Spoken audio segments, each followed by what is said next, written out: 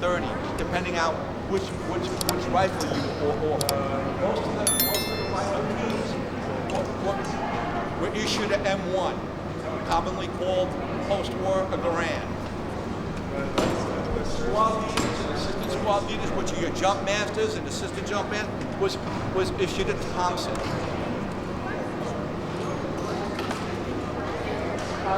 That were assigned to 30 caliber machine gun teams, mortar squads, radio ops, bazooka teams. They normally carried the famous folding stock carbine because it was light and compact.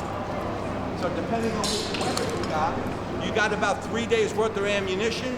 So as an M1 rifleman, you got maybe about 280 rounds of ammunition. As a staff sergeant and a squad leader, say you might be carrying 500 or 600 rounds of ammunition, and it starts getting heavy, and about 3 days worth of rations. When in the marshalling area, they're finding out for the first time where the invasion's going to be. Nobody knew about the invasion. In fact, the invasion was so secret that one of the strategists that worked in Eisenhower's staff, he was actually sequestered like 200 miles away. They almost sent him back to the States because if he was not allowed to go on the into the invasion, because if he went on the invasion, he got captured. He knew everything, okay? So that's how secret this was. Now, what are you finding out? You're finding out for the first time, you're looking at aerial photographs, you're looking at maps, both very detailed, exploded, even bigger. You're learning terminology like jump zone, assembly area, rally point, objectives. You're looking at sand tables. Sand tables give you the ability to look at terrain and land markings. And that's what you're studying for 4 full days. And as we get closer to D-Day, you're now given objectives, airborne objectives specifically. A fun fact is that D-Day originally was going to be June 5th. There was a window of the 1st through the 6th, and that's because that was going to be the perfect alignment of weather conditions, moon, tides, terrain. Well, life doesn't care, nature doesn't care about war plans, and one of the worst nor'easters of the century actually hits the English Channel and smacks the Normandy coast. And the invasion was actually a standout for 24 hours. Why is this significant? June 4th is when the paratroopers were fed steak, ice cream, and coffee, because the anticipation is, and now there's 13,000 paratroopers that jump in the night into Normandy between the 82nd Airborne and 101st. The casualty rate or the kill rate was expected over 50%. 13,000, we're expecting 6,500 fatalities. And on June 4th, you're given all the objectives. But then there was the standout. And by the way, Joe told you about the uniform. You had a full set of wool uniforms underneath your jump jacket and your jump trousers, as they call them. And they were, Anthony, come up front for a second. Not you, Anthony. Anthony S. Some paratroopers started actually dyeing their uniform. So they put an impregnated dye. See how his color's different than mine? So they were what do you call it? They were dipped in a special liquid. And what it was designed to do was designed to repel gas. We weren't sure if the Germans, on an all-out invasion, would use gas. So basically, you're walking around in a uniform that shrunk up so much that it kept all the heat in. Oh, by the way, it's like 70 degrees in France, or I'm sorry, in England during the day, and it drops down to about 40 overnight, okay? So the gas facade is a device, it's cardboard and paper, that would, if gas appeared, you can sit back down, it would appear green or orange. And then that was the signal to put on your gas mask, okay? So now what else do you find out? You actually find out for the first time that there's like 5,000 ships sitting out in the channel, and there's 5 beachheads, codenamed Utah, Omaha, Gold, Juno, and Sword. gold, Union, and sword are going to be Canadian-British points of attack. Utah and Omaha are going to be U.S. invasion forces. The 4th Infantry Division is hitting Utah on four landing zones. William, Victor, Uncle, and Tara. The 1st and the 29th Infantry is also attached, or the 2nd and 5th Ranger Battalions, and they're hitting Omaha Beach. Airborne objectives now are very critical. The first airborne objective that I'm going to go over is the 82nd Airborne. The 82nd Airborne's objective was designed to take the town of St. Marguerite. These towns are important because all the roads go through them. Roads that get you inland, and roads, more importantly, that get you to the coast. They were also supposed to be taking the most western flank of Utah Beach, up here.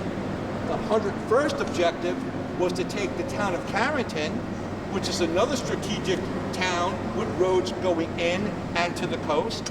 And in between the two is a river called the Dube River. And there's these 4 causeways.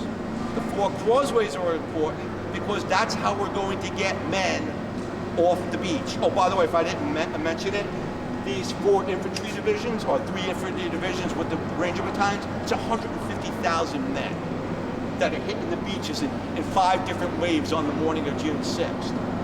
Airborne paratroopers start landing on the continent, on the peninsula, at about 2300, 2330. They were called pathfinders. What pathfinders did is they started lighting up the drop zones. That was designed, they used torches, both halogen torches and 12-volt lanterns that were on little tripods, and they had panel markers, and they would use these tripod lanterns and make arrows out of them. The markers would land on the ground, they looked like arrows, and that was to assist the C-47 pilots, right? There's 438 C-47s alone that carried the 101st Airborne into Normandy. The second thing that you learn is that Company E, and specifically the 2nd Battalion, which is three companies of the 506, they were going to try to take the north sector of Carrington and then take all of the roads, all of the bridges, and all of the garrisons between Carrington and St. Marie-de-Mar, which is the famous assault on the battery, the German battery. They needed to we needed to strategically take all of these bridges and roads and garrisons, right? Now, one more significance, okay? Germans have been in France for over 4 years of occupational duty. Scores, millions of tons of concrete have been poured on the coast making artillery batteries. They have interior artillery. There's 4 regiments of German paratroopers and infantry and a couple of SS Panzer divisions of armor, okay, that are embedded in France. There were also something significant with the airborne drops. As you might have heard, right, there was a lot of misdrops by the airborne paratroopers. And why was that? The number one reason is because Pathfinders went in early enough undetected. The first wave goes in, first wave being the first combat, right? Pathfinders were there designed to light up the place, right, to mark it. The first wave goes in, but now we're waking up the Germans, we're waking up the Jerry, right? And now they find out that there's a lot of things going on. But what happened was, once the second wave started coming in, now anti-aircraft is firing. So the first couple of waves go in, and they're flying at about 1,250 AGL, back then it was called above ground level, and flying at about 85 miles per hour. That's the perfect height and speed that we wanted our paratroopers to jump out of the plane. By the time the third wave comes around, now there's so much anti-aircraft flak going on that they're actually, the pilots are actually lowering their altitude, speeding up their planes, and they just want to get their paratroopers out of the plane and onto the ground. Because now pilots are watching C-47s literally exploding in midair or out of control and exploding on the ground. So their first reaction is let's get our stick out, right? Let's get him on the ground. So what happens is a lot of the 82nd Airborne winds up landing northwest, and a lot of the 101st Airborne goes northwest to Carentown and St. Margaret's respectively. So the interesting thing was these misdrops actually were a strategic advantage to the U.S. paratrooper. Why? The German, who's been embedded in France for 4 years, knows exactly where he is, but has no idea what's going on. The American paratrooper, because he was so well trained with all his training, and plus he studied all the maps and the tables and the pictures and the terrain for almost a full week before the jump, he has no idea where he is, but he knows exactly what to do. So most NCOs and most junior officers, when they hit the ground, because of the misdrops, it might take 2 or 3 hours. He would just, whoever he found, it didn't matter if the paratrooper was in the 101st, the 2nd, or the 506th, he made a mixed density unit, he knew what his objective was, and he went after it. And that confused the Germans greatly. So that became a tactical advantage. They had no idea what was going on. Some other orders that came down to the paratroopers on the last day, on the 5th. Remember I told you guys, June 4th, you guys were fed like pigs, ice cream, coffee, steak. Okay, that's the morning of June 5th. Okay, none of you guys slept that night. Nobody slept that night. So now on the 5th, when the stand down is lifted and we know we're jumping, well, about an hour before your flight, you were issued Dramamines, motion sickness pills. You were ordered to take 2, and then 2 more an hour in flight. The total flight time from the time you went wheels up to the time you might have jumped out of your plane was over 2 hours. Why? It takes about an hour to form up 81 planes. They were in V's of 9 in a squadron, times 9, and that's what you needed to go over as one true transport squadron. Then it's an hour over the channel. So another thing that on deployment that was issued, we talked about the amount of KIAs, is that the paratrooper was issued a special first aid kit. Unlike a normal infantry kit, which just had a compression bandage, in this first aid kit was 2 things of significance: a tourniquet, a morphine syringe, and a sulfur pack. Remember I said before, 50% casualty rate? So what the paratrooper was done, he was trained to, if his buddy got hurt or injured or hit, he would take the guy that got hit or injured, you'd take his first aid kit off and then administer. And if he had to give him morphine, he was required to draw in blood or mud an M on his forehead and pin the syringe to his jacket. So when medics started hitting the ground, they would see these men, all right, and they would know that they were given the morphine. One morphine hit, even on a guy like me, could take me down. Give 2 morphine hits to me, I might die. Okay? So it was very important and it's very groundbreaking. This never happened. I also mentioned that it was very dark in Normandy. You could barely see your hand in front of your face. Okay? So another thing that was done is there was codes for recognition. And one of them was done through the cricket that was issued. So what happened, Antonucci and only Antonucci. I got Antonucci, okay? So the code was 1 click to be followed by 2 clicks, right? So that was one recognition challenge. The other recognition challenge was a verbal one.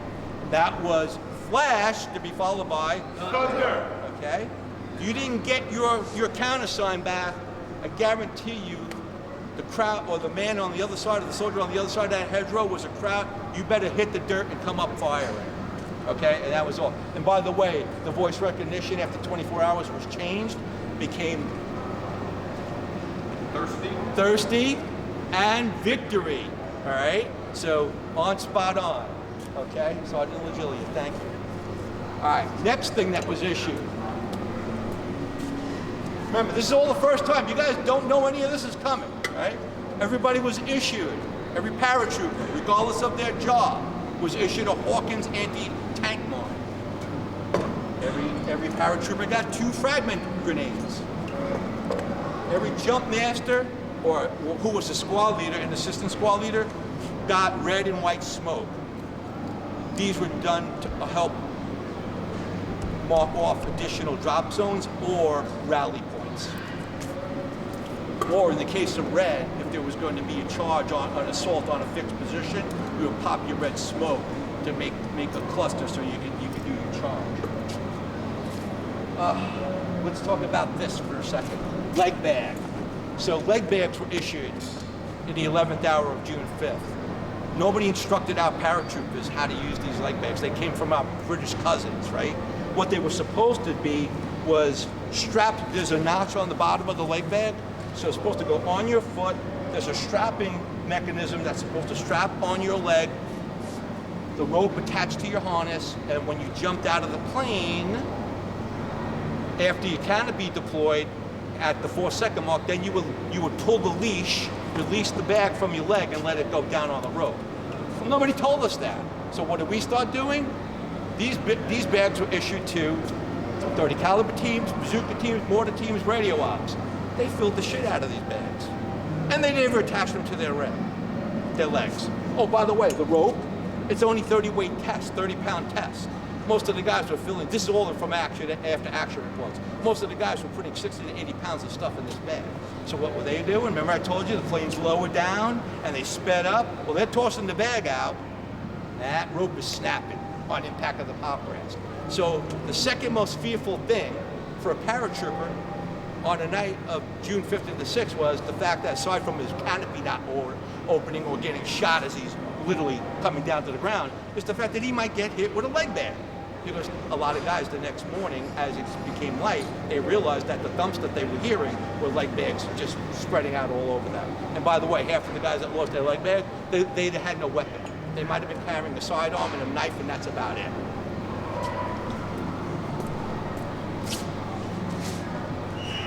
One last thing that all paratroopers were issued was invasion money. This is France. There's something called the resistance in France. So invasion money was given out to all paratroopers. So if they landed in a spot that was very obscure and they ran into locals, they could negotiate and get intel, German positions, give me safe harbor, give me medical help, give me food, give me shelter, whatever. So invasion money was issued also. The last thing every paratrooper was encouraged to do was to sign a U.S. GI life insurance bill. It was $10,000, and they were encouraged to sign it over to their family or folks or whoever their next of kin is. It's where the term buying the farm came from, because most people could buy a farm for $10,000 back then. So with that, as a mentor of mine once said, as he was finishing his briefings for the paratroopers, I wish you all a safe exit from your plane, a fully deployed canopy, a soft landing, and we will see everybody in the assembly area. Sergeant Ratty, take charge of your stick. All right. Other paratroopers, help them form up, and we'll get ready for the next flight. All right. Forward.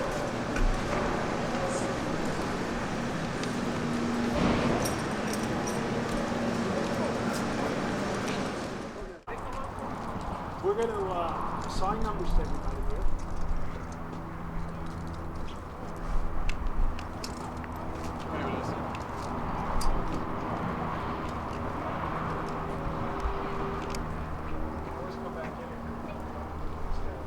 All right. I think we're getting joined by a few more people, or that's it? So, if they're late arrivals, we'll deal with it. Joe, you want me to hold that for you? That'd be great. Thank you, Captain. All right. I am number 1 in this flight. You are number 2. You are number 3, 4, 5, 6, 7, 8, and 9. Okay. That's important because as we go through the commands, you got to remember what number you are, okay? So, the first command when we get up there is going to be get ready. I'm going to go get ready. Next command is going to be stand up. And everybody's going to get up. Okay? Running down the center of the airframe is a wire cable. That's the hookup cable. That's where you hook up your lead for the parachute. Okay, so when you're jumping out, this is hooked up to the cable. It opens up your chute automatically when it reaches, I think, 25 feet, something like that. About 25 feet is right. Right. Okay. So after I have you stand up, I'm going to go hook up, and we're just going to. You're not going to grab this right now. You just put your finger against the cable. That's all.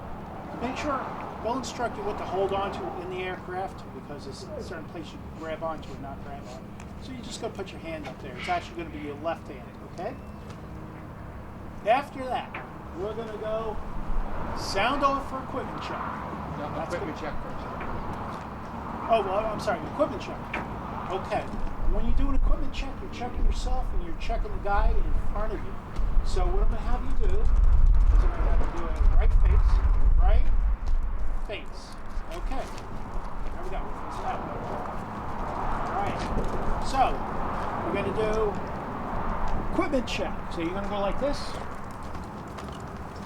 And then you're going to just, all right, you look good.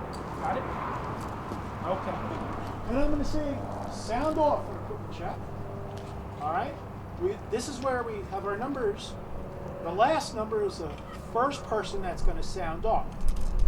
Sound off. 9 okay. 8 okay.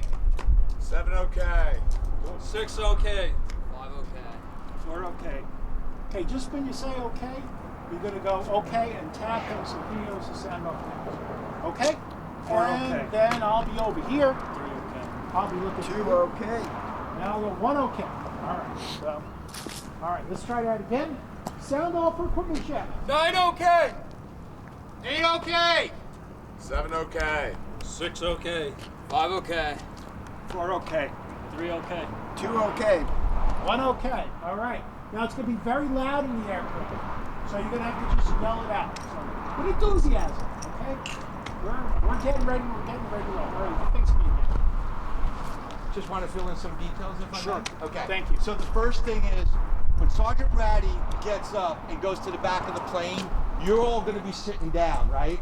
That's your signal to unbuckle. The other signal will be the aircraft is leveling off. There is literally a unfastened belt sign. All right, so when you see that and you see him walking down to the end of the plane where the hatch is, okay, that's your signal to undo your seatbelt and put your butt at the end of the bench, right? It's one bench along the starboard side where you'll be sitting, okay? So that's the first thing just to remember. And then he'll start the commands. He'll be given some bells and a red light. Now, when he gives you this ready sign, your butt should be at the end of the bench. When he tells you to stand up, what you need to do is, he's number 2. So you're literally going to be about, when you're going to be on that side, okay? So when you stand up, what you need to do is, you need to face me and walk towards me, and the whole stick follows him down the line, keeping your left shoulder underneath the cable. Okay, everybody got that? And the reason being is, you're going to say 2 okay, you got to be able to tap him. All right? So everybody follow that? All right? When you go to hook up, when he tells you to hook up, because the first one is get ready, stand up. You stand up, you get your left shoulder under the cable, you go down, the whole stick follows him down. He's going to tell you to hook up. It's just a mock hookup. Just make believe you're hooking and drop your hands back down. All right? The last thing is critical. It's very loud, these engines. So you scream out your number. But the guy in front of you does not yell his number until he feels the tap down. All right? And that's very critical. All right? Everybody got that? All right? So you'll rehearse it maybe 1 or 2 times up in the plane, and then the final will be when you land and we jump. Okay? That's the time where you'll actually hook up. Okay? And you'll feel the sensation of the panel pull off your back, or static line drop, okay? And we'll be hooked to the cable. Don't worry about it. That's what it's all about. You'll be jumped out and you'll jump off the plane. Any questions? So it's Ratty and your job. The aircraft crew chief is going to help you buckle in. And I'm just going to seat belts just in a regular airplane. So he'll help you. And he'll help you if you have any trouble unbuckling once you're up there.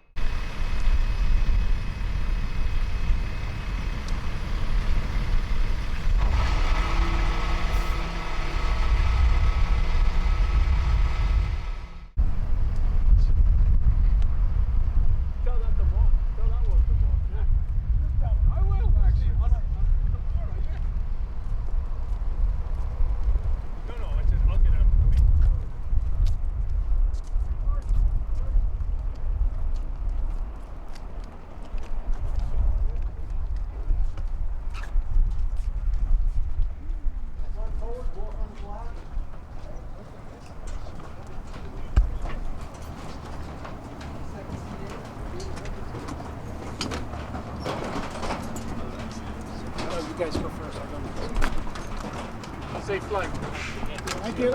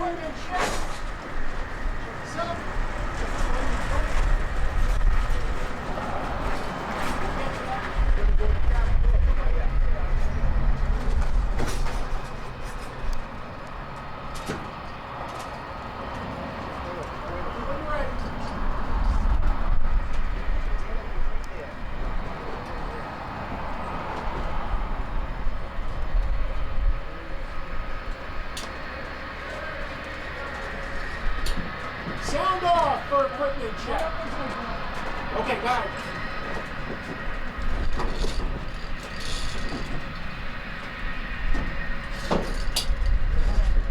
Sound off for equipment check. 9 okay. 8 okay. 2 okay. 3 okay. 4 okay. 5 okay. 6 okay. 7 okay. 1 okay. All right, let's go. Oh, wait, green light. Hold on. Well, you know, first of all, the hair wasn't that long. That was the shadow from the photo. It was an IG photo. All right. Wait a second. Look at here. Look. That's my hair with. Okay. Yeah. Notice the high. Lost your parachute, buddy.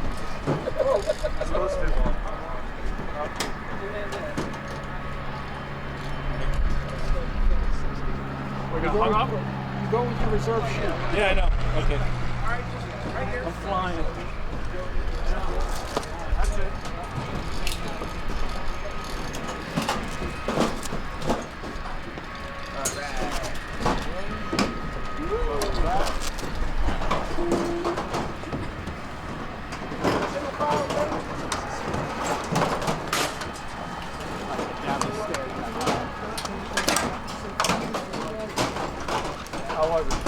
All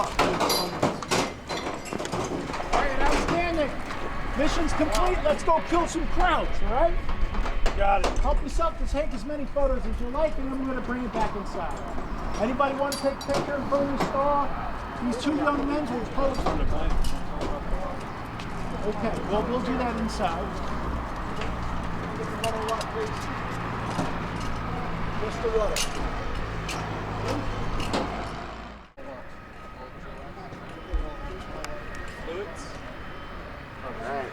Anybody else? Okay. Brian, Anthony, stay.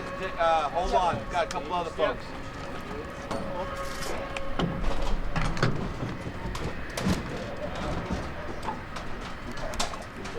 Thank you.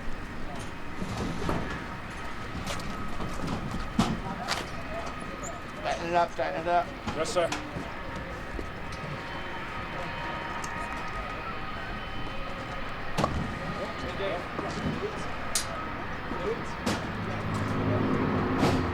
Okay, looks good. Thank you. Yeah, well, Thank you very much. Oh, they're over there. Okay, just stand by.